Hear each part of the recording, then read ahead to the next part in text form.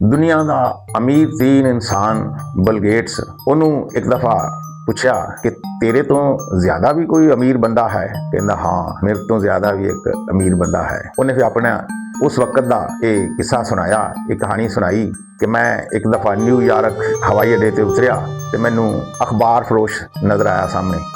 मैं कहा चल अखबार लैके पढ़ते हैं। थोड़ी देर सी बैठना सी, स्टे करना सी उत्थे। ते जदों मैं जेब विच नज़र मारी तो पैसे मेरे को अजाफी जेडे मेरे जरूरत के मुताबिक पैसे सी ना, उहदे तो अजाफी पैसे है नहीं सी। मैं अखबार लैके ना फिर माजरत की थी कि यार नहीं, मैं मेरे को खुले पैसे है नहीं गए, इस वास्ते मैं अखबार नहीं लै सकता। वो बंदा कहता नहीं नहीं तुसी अखबार लै लो, कोई मसला नहीं, ये मैं अपने मुनाफे चों ही दे रहा, तो अपने मुनाफे चों वंडदा पिया, मैनू इतना घाटा नहीं पैना, तो तुसी अखबार लै लो। मैं फिर अखबार लै लिया, अखबार लैके पढ़ता रहा।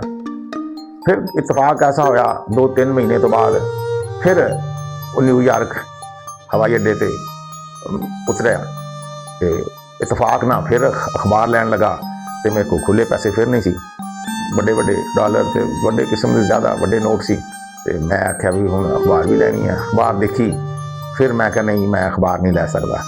वो बंदा ने इसरार किया, फिर मुड़ के कहता नहीं तुसी लै लो। उस तरह ही उन्हें फिर कहा मैं अपने मुनाफे चो दे रहा, ये मेरे नाल मैनू घाटा नहीं पैना, तो तुसी लै लो, कोई मसला नहीं। उन्हें इसरार किया, मैं फिर अखबार लै लिया। ये उन्होंने दिनों का वाकया कि जो मैं हाले मशहूर नहीं सी होया, तो फिर कुछ वक्त गुजरिया, 1-2 साल के वक्फे तो बाद दुनिया ते मेरा नाम बड़ा मशहूर हो गया कि दुनिया ते अमीर तरीन इंसान आ जिहदा नाम बिल गेट्स आ। तो मैं एक दिन सोचा यार वो बंदा जिसने मैनू मुफ्त अखबार दिता सी, वो कदे मिल जाए ना, तो मैं उसका शुक्रिया अदा करा और उन्होंने कोई उसकी मदद करा। वो गरीब इंसान सी अखबार फरोश। 2-3 महीने की कोशिश तो बाद मैनू वो अखबार फरोश मिल गया। उस अड्डे ते ना मिलिया, न्यूयॉर्क के हवाई अड्डे ते नहीं मिलिया, लभद्या मैनू बंदा मिल गया। तो मैं उन्होंने आख्या यार तू मैनू पछाणदा?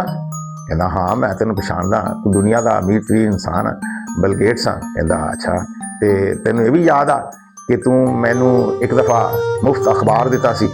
कहता मैनू याद आ, मैं तेनों 2 दफ़ा अखबार दिता सी। कहता अच्छा, तो हुण मैं तेरी कोई खिदमत करना चाहना, तू मेरी उदों मदद की सी, 2 दफ़ा मैनू अखबार दिता, तो मैं चाहना कि तेरी मदद करा और तू कोई दुनिया का काम दस, जेड़ा भी तू करेंगा वो तेरा मैं काम कर देंगा, जो तेरी दिल की ख्वाहिश आ वो तेरे दिल की ख्वाहिश पूरी की जाएगी। वो अखबार फरोश कहता तुसी मेरी मदद किस तरह कर सकते हैं, जबकि मैं तेरी मदद की सी तो मैं एक गरीब इंसान सी, एक गरीब अखबार फरोश सी, ते तू इस टाइम दुनिया का अमीर तरीन इंसान आ, तू जिन्नी भी मेरी मदद कर लवें तो उस मेरी गरीब अखबार फरोश की जी मदद सी ने वो बराबर नहीं तू आ ही नहीं सकता, क्योंकि मैं एक गरीब इंसान सी, तू एक अमीर इंसान आ। अमीर इंसान की मदद और चीज़ आ, गरीब इंसान की मदद और चीज़ आ।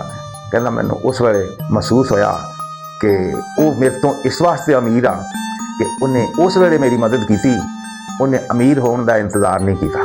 तो मैं इंतज़ार करता रहा कि कदों मैं अमीर होवांगा फिर मैं किसी गरीब की मदद करांगा। इस वास्ते दिल अमीर होना चाहिए, पैसे ना इंसान अमीर नहीं होंदा। उस अखबार फरोश ने मेरा बोलना बंद कर दिता, मैं उसकी मदद नहीं कर सकिया। मैं कहा मेरे तो ज़्यादा अमीर आ, मैं किसी गरीब की मदद करने वास्ते गया सी, लेकिन जदों मैं जुमले सुने तो मैनू अंदाज़ा होया ये तो मेरे तो भी ज़्यादा अमीर आ।